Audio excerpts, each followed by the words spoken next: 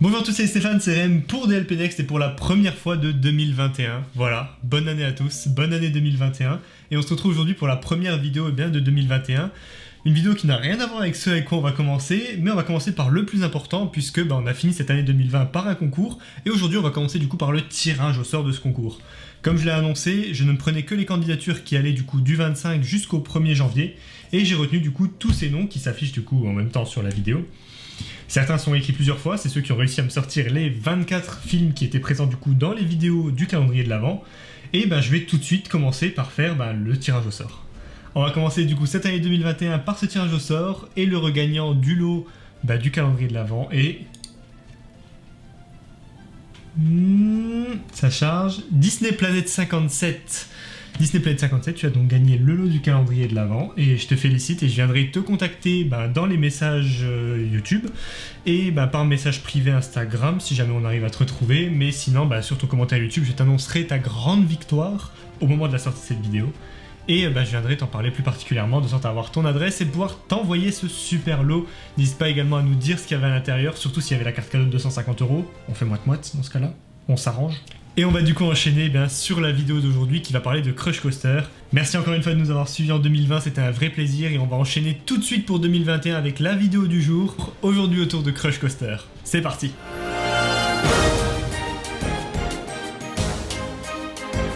Bonjour à tous et bonne année et bienvenue pour cette première vidéo de 2021. Avant de présenter le sujet de cette vidéo, il faut que je vous donne une introduction afin de pouvoir illustrer par la suite la plupart des critiques que je vais faire à cette attraction. Nous allons donc dans un premier temps parler de Kodak. Tu vas vraiment parler de la mascotte de Korra? Non mais ça c'est Kido, ça n'a rien à voir. Kodak est une entreprise qui a été créée en fin des années 1800 et cette entreprise a tout simplement révolutionné le domaine de la photographie. C'était vraiment l'un des maîtres de la photographie et ils avaient vraiment une part de marché énorme. Pour vous donner une idée, c'est une part de marché que n'ont pas Canon et Nikon actuellement. Vraiment, c'était ceux qui dominaient le game de la photographie. Ils étaient cotés en bourse au même titre que Apple, Windows ou même Coca-Cola. Pour vous donner une idée, à l'apogée vraiment de Kodak, Kodak pesait près de 15 milliards d'euros. C'était vraiment les géants dans le domaine de la photographie. Sauf qu'un petit jour, Kodak s'est fait énormément distancer avec l'arrivée du numérique. Kodak était vraiment les rois dans leur domaine, qui était à l'époque la photo argentique, et ils se sont fait éclater par le numérique. Et ce qui était hyper cocasse dans cette histoire, c'est que Kodak avait la première technologie d'appareil photo numérique. C'est Kodak qui a développé la toute première technologie numérique et ils n'ont pas souhaité la développer. Ils ont fait le choix de la garder dans un coffre-fort caché en se disant qu'ils maîtrisaient bien leur sujet, il n'y avait aucune raison qu'ils passent au numérique. Le souci, c'est que les autres se sont mis au numérique et ils ont complètement bouffé Kodak. Aujourd'hui, Kodak a fait faillite. Alors que cette boîte appartenait au top 5 des plus grandes boîtes au monde. Alors qu'est-ce qu'il faut retenir de cette petite histoire? Que si on est une multinationale qui refuse de faire des appareils photo numériques, on finit mascotte du Coran. Non mais ça c'est toujours Kido. Ce qu'il faut retenir dans cette histoire, c'est que si l'on n'exploite pas les technologies que on amène sur le marché, on va forcément se faire bouffer par quelqu'un d'autre qui aura eu la même idée que nous, mais qui lui l'aura exploité puisqu'il n'aura rien à perdre, puisque de toute façon, ce n'est pas lui le roi du marché, il n'a rien à perdre. Cet exemple va me servir à en parler de l'attraction d'aujourd'hui, Crush Coaster.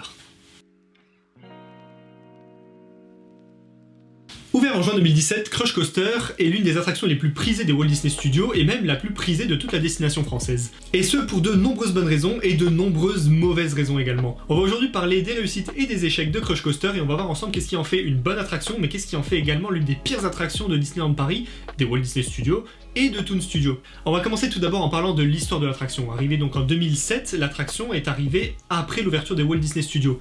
Pour rappel, les Walt Disney Studios ont pour but de montrer comment on confectionnait un film d'animation, comment on confectionnait même un vrai film, et comment Disney s'y prenait pour réaliser de tels chefs-d'œuvre. Sauf qu'à un moment donné, ça n'attirait plus assez de monde, le parc était presque vide, il était tout petit en plus, et Disney a décidé du coup de créer un nouveau land, Toon Studio. L'arrivée de Toon Studio marque vraiment un tournant dans les mondes des Walt Disney Studios puisque c'est l'arrivée de nombreuses nouvelles attractions et de tout un petit land axé autour des Toons permettant ainsi de rencontrer également des personnages. Le petit souci c'est qu'ils ont également implanté Crush Coaster. Crush Coaster, excusez-moi de vous le dire, mais fait tâche dans les Walt Disney Studios. Crush Coaster nous explique absolument pas comment créer un chef-d'œuvre d'animation au Disney et pour moi Crush Coaster ne fait pas partie du monde des Toons. C'est pas comme ça que j'imagine en tout cas le monde des Toons à proprement parler. Moi j'imagine du Roger Rabbit, j'imagine très bien du Mickey, pourquoi même pas du Aladdin parce que c'est encore le côté cartoonesque du génie. Mais pour moi, le monde de Nemo n'est pas un cartoon. C'est un film d'animation certes, mais c'est pas ce que j'entends par cartoon. Et c'est là pour moi le premier faux pas de Disneyland Paris. Ils ont commencé à faire un méli-mélo. C'est-à-dire que les Walt Disney Studios ont commencé à devenir un gros méli-mélo de tout et n'importe quoi. On observe déjà aujourd'hui qu'on avait l'attraction Tram Tour, juste à côté on avait du Toy Story, collé à ça on avait du Ratatouille, et juste à côté on avait une attraction Nemo juste en face d'une attraction Cars. Il n'y avait plus rien à voir avec l'âme même de Walt Disney Studios. Et je pense que c'est là où Disneyland Paris a commencé à faire une grosse erreur, et c'est l'une des principales remarques que j'ai à faire sur Crush Coaster, c'est-à-dire que les Walt Disney Studios sont devenus un gros méli-mélo, un méli-mélo de très bonnes choses, mais un gros méli-mélo au final, et Crush Coaster n'a clairement pas sa place dans le thème des toons selon moi. On va tout de suite arrêter de critiquer le travail des Imagineers et on va faire un peu la file d'attente de Crush Coaster. Ouais, t'y vas tout seul, la flemme de passer 2 heures derrière des gamins qui gueulent, qui crient et qui appellent Mérita rebelle, t'y vas tout seul sur ce coup-là. Non, je vais pas la faire tout de suite, de toute façon le parc est confiné, mais on va parler de cette file d'attente qui nous plonge tout de suite dans l'univers de Sydney, là où se passent du coup les aventures du monde de Nemo. Au final, on aurait presque le temps de faire un aller-retour Disneyland Paris-Sydney, que l'on n'aurait toujours pas quitté cette file d'attente de...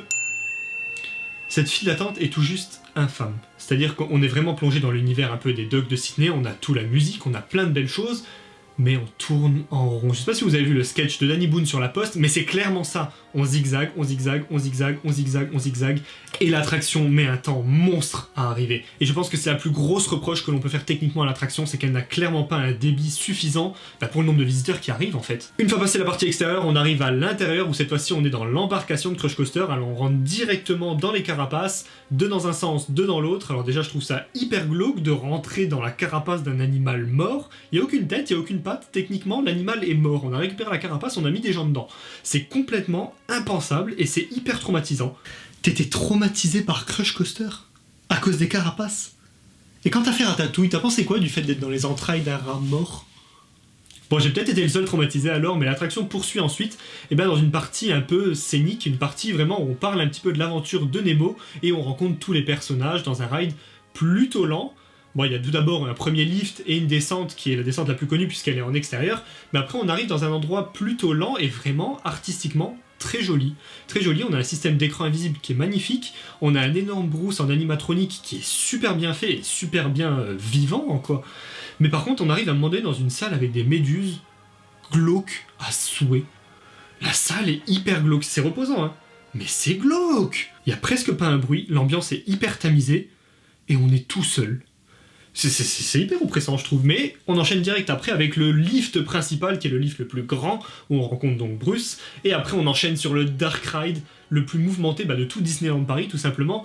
Moi je trouve qu'à côté, Hyperspace Mountain fait pas le figure. Clairement Crush Coaster est fluide, Crush Coaster est rapide et Crush Coaster est plaisant. C'est vraiment plaisant de faire cette attraction. Peut-être que ça vient du fait que la file d'attente est très très longue, mais j'ai toujours beaucoup de plaisir à faire Crush Coaster. Je suis toujours hyper content de le faire et c'est toujours un bon moment. Et je pense que tout vient dans la construction de l'attraction.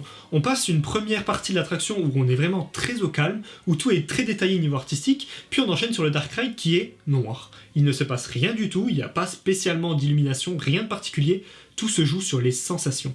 Et c'est là où Disneyland Paris a réussi à faire un excellent travail sur Crush Coaster, c'est que on en prend plein les yeux, puis après arrivent les sensations, après arrive le Dark Ride, et après on savoure un peu l'attraction, et je pense que c'est ce qui en fait une attraction aussi mémorable. À côté, Hyperspace Mountain et plein de petits effets à droite à gauche, et même pour parler d'Eurosat, par exemple à Europa Park, c'est exactement la même chose, c'est un Dark Ride, mais il y a plein de petits effets lumineux à droite à gauche, on se concentre autant sur les sensations que sur les effets visuels. Et c'était également le cas de Rock'n'Roller Coaster, il y avait la musique, quelques légers effets de lumière, mais au final tout se jouait dans les sensations, et je pense que c'est ce qui fait de Crush Coaster l'une des attractions favorites de beaucoup de monde, et que les gens sont prêts à faire autant d'attentes pour cette attraction. En plus de tout ça, l'attraction est bercée par la musique de Thomas Newman. Thomas Newman, c'est juste un géant du cinéma, c'est lui qui avait fait la musique du film original Nemo, et c'est donc la bande originale du film Nemo qui est réutilisée dans l'attraction. Mais pour vous donner une idée, Thomas Newman, c'est vraiment quelqu'un de géant dans le monde du cinéma. Il est à l'origine de la musique des deux films qui sont réputés comme étant les meilleurs films de tous les temps, qui sont Les Évadés et La Ligne Verte, que j'ai juste là. Mais Thomas Newman, c'est à lui tout seul 70% du cinéma à succès mondial. On a une attraction au final qui est bien rythmée, qui a un super thème musical, qui est joli, agréable, mais qui se voit amputée de tout ce fun par une attente interminable. Une attente interminable et, selon moi, une thématisation qui n'a rien à voir avec Toon Studio. Et tu vas te répéter combien de fois là-dessus ? Mais bien sûr que je vais continuer à me répéter parce qu'il faut que ça rentre dans la tête de tout le monde que quand on crée un land, on le thématise et on fait les choses bien. Quand on va voir le land de Pandora aux États-Unis, on est dans Pandora, on n'a pas en plein milieu de Pandora un petit Baymax qui se balade comme ça parce que les choses sont bien faites. Au final, je pense que Crush Coaster est une attraction qui a été parfaitement designée, mais qui a été mal placée. Et c'est peut-être le seul reproche que je ferai à Crush Coaster. En plus de tout ça, si vous vous rappelez assez bien, je vous ai parlé au début de Kodak.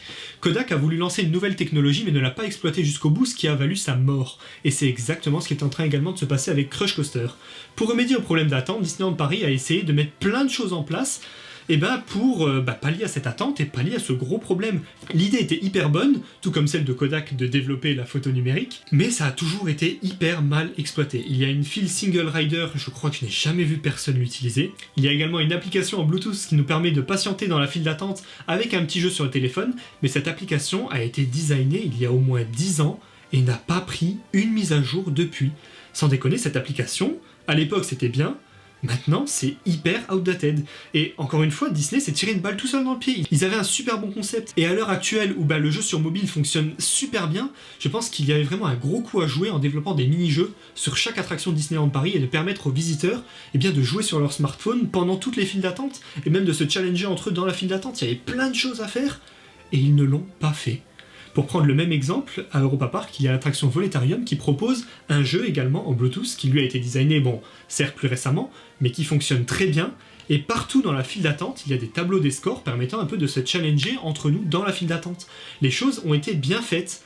Et c'est pour ça qu'on a l'impression qu'Europa Park et d'autres parcs sont en train de bouffer Disneyland Paris, parce que là où Disneyland Paris a lancé les idées, les autres les ont vraiment développées et les ont exploitées.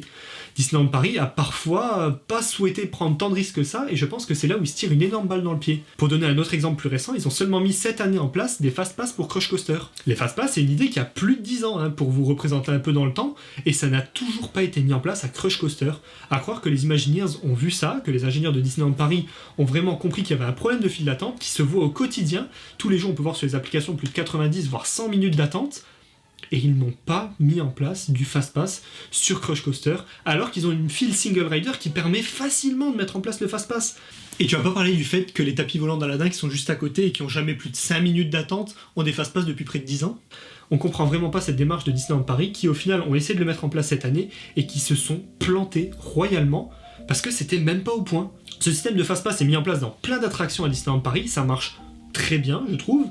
Et là, ils n'arrivent pas à le mettre en place sur Crush Coaster, qui pourtant souffre d'un vrai gros problème de file d'attente. Au final, Crush Coaster, pour revenir sur l'attraction, c'est plein de bonnes idées, parfois mal exploitées, et qui souffre énormément du syndrome de Kodak, qui est de « on développe des nouvelles choses, on teste, mais on ne va jamais au bout des choses. Au final, rien ne se concrétise et on crée une idée morte dans l'œuf. » Et tout ça, c'est l'histoire de petites idées qui sont vouées à naître, mais qui, avec l'épreuve du temps, sont vouées à mourir. Exactement comme la mascotte oubliée d'un des plus grands centres commerciaux français. Oui, dans ce cas-là, la ressemblance est frappante. Au final, réussite, échec, assez compliqué de juger pour Crush Coaster, je vous laisse en débattre dans les commentaires et me donner votre avis. J'espère donc que cette vidéo vous aura plu, j'aime énormément créer le débat sur des attractions que tout le monde aime. Ouais, tu fais surtout chier avec tes débats, j'ai pas envie d'en entendre parler. Mais là pour l'instant, c'est toi qui fais chier le monde. T'es là, t'es couché, tu sers à rien, tu veux pas aller derrière la caméra et faire quelque chose d'utile un peu ? Oh la flemme, en plus je suis en peine, je vais aller dormir. En partant, tu pourras fermer la lumière et mettre du The Weeknd, j'ai envie d'être un peu tout seul.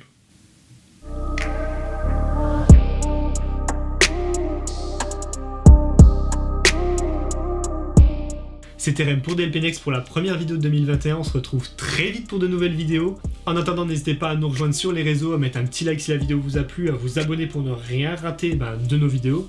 C'était Rem pour DLP Next, on se retrouve très vite. Ciao!